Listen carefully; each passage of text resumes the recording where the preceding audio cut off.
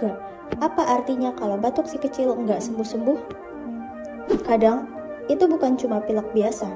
Batuk yang terus-menerus bisa jadi tanda ada masalah di paru-parunya, seperti infeksi yang butuh perhatian khusus. Tenang, jangan langsung panik. Yang penting, perhatikan berapa lama batuknya ada sesak atau tidak, dan bawa si kecil periksa ke dokter kalau gejalanya nggak membaik. Ingat, semakin cepat kita tahu penyebabnya, semakin cepat si kecil kembali ceria. Karena kesehatan si kecil adalah segalanya. Share video ini supaya lebih banyak yang tahu.